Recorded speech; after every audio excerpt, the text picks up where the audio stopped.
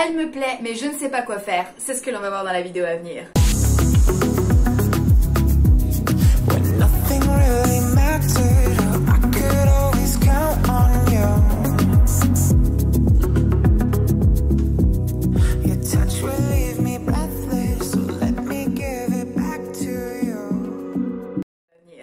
Salut mes petits bichons, j'espère que ça va. On est hyper inégal en ce qui concerne la qualité de mon unflickness, ok? Il y a des jours où je ressemble à Zezette dans Le Père Noël est une ordure.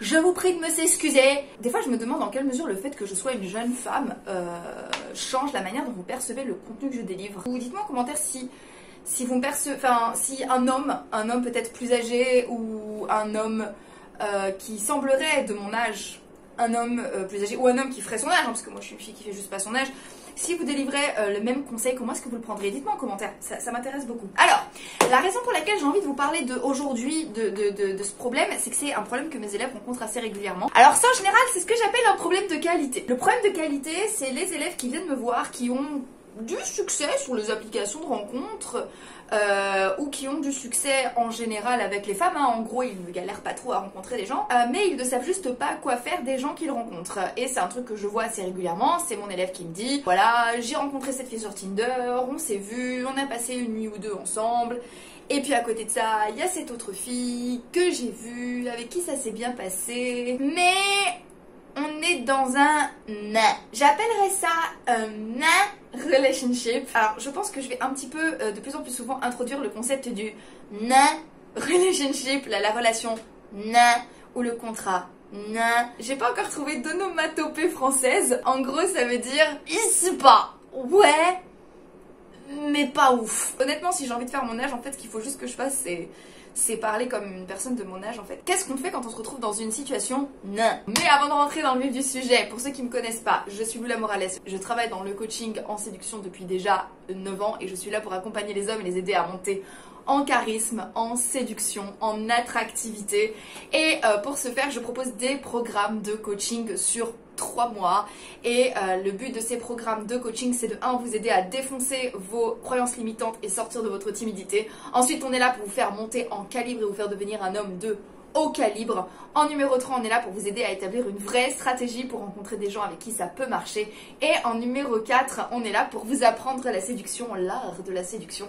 C'est ce que je fais avec mes élèves. Et si ça vous intéresse, vous pouvez cliquer sur le lien qui figure en barre d'infos ou en commentaire épinglé. Donc vous cliquez, vous bloquez un créneau, on prend rendez-vous ensemble et si ça vous va, et ben on peut travailler ensemble par la suite. Mais maintenant on va pouvoir entrer dans le vif du sujet. Vous la sentez là, l'énergie du café qui monte? En fait j'ai trouvé la formule idéale, c'est un café par jour. Alors qu'est-ce qu'on fait quand on est dans une nain relationship? Alors qu'est-ce qui fait déjà que vous pouvez retrouver dans des situations nain? Il y a 2 situations qui peuvent vous amener à vous retrouver dans des situations nain. Dites-moi en commentaire si vous avez une idée de comment est-ce que je pourrais qualifier ce genre de situation autre qu'une situation nain, ok?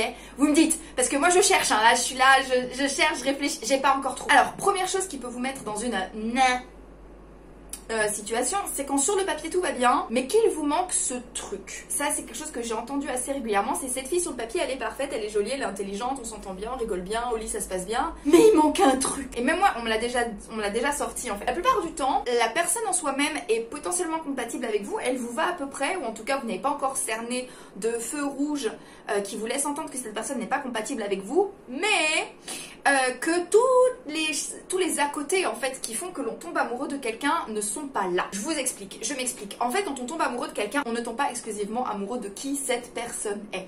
On tombe également amoureux de plein d'autres choses qui sont ce que cette personne représente en termes de projet, l'idée que l'on se fait de la personne et pas exclusivement qui elle est. On tombe également amoureux des circonstances parfois de la rencontre, c'est-à-dire si on a une rencontre particulièrement romantique, si on a une rencontre justement qui a créé des émotions fortes. C'est ce qu'on disait justement, j'ai un élève en ce moment qui est de passage à Barcelone et on disait effectivement que créer et vivre des émotions fortes avec quelqu'un augmente les chances de tomber amoureux de cette personne, et c'est une astuce que beaucoup de coachs en séduction vous préconisent, d'emmener la personne que vous rencontrez vivre des émotions fortes avec vous histoire de tomber amoureuse de vous. Et on tombe également amoureux de l'investissement que l'on met dans quelqu'un.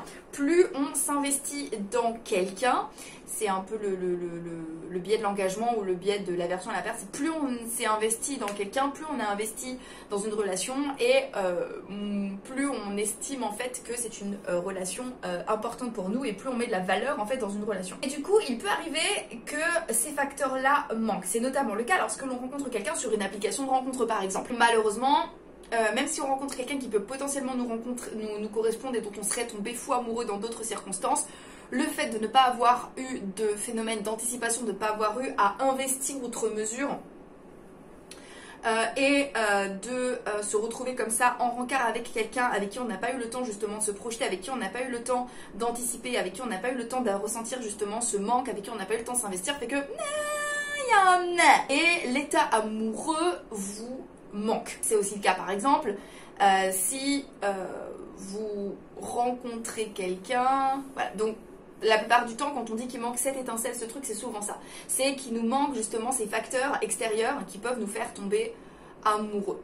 Donc la question qu'il va falloir vous poser, c'est de 1, comment est-ce que je peux potentiellement faire en sorte que ces facteurs extérieurs arrivent, et de 2, donc vous pouvez créer en fait ces facteurs extérieurs en vivant ensemble des sensations fortes, en créant ensemble des sensations fortes, en vous changeant complètement le narratif de l'histoire. Le narratif, c'est en gros la manière dont vous vous racontez votre rencontre, et toutes ces choses-là font que vous pouvez potentiellement finalement tomber amoureuse de cette personne, ou alors créer avec cette personne un projet, notamment ce qui concerne l'avenir. Et je vous recommande de faire ça lorsque vous rencontrez une fille avec qui vous vous sentez particulièrement bien. C'est juste qu'il vous manque ce truc, justement, il vous manque ce nain, voilà.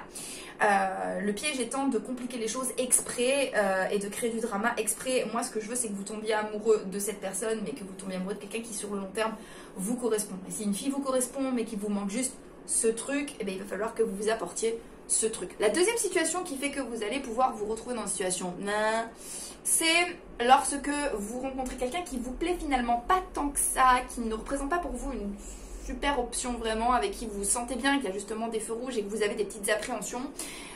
Vous voyez à son attitude qu'il y a peut-être des éléments qui vont pas coller avec vous, mais c'est votre seule option. Voilà, c'est la seule option que vous percevez en tout cas autour de vous, et du coup vous avez l'impression que c'est la seule que vous avez à disposition. Et à ce moment-là, je tiens à vous le dire, prenez en compte les feux rouges que vous allez voir, parce que c'est le meilleur moyen de démarrer une relation avec quelqu'un avec qui ça ne va pas bien se passer. Voilà, je pense avoir répondu à la question du jour. Dites-moi en commentaire si vous avez d'autres éléments à apporter, ou si vous avez des cas personnels de situation, abonnez-vous si cette chaîne vous plaît, et si cette vidéo vous a plu, vous me mettez votre plus beau pouce. Moi en attendant, je vous embrasse, prenez soin de vous, et comme d'habitude, n'oubliez jamais que si une petite quiche comme moi y arrive, tout le monde peut y arriver. Donc maintenant, c'est à vous de jouer.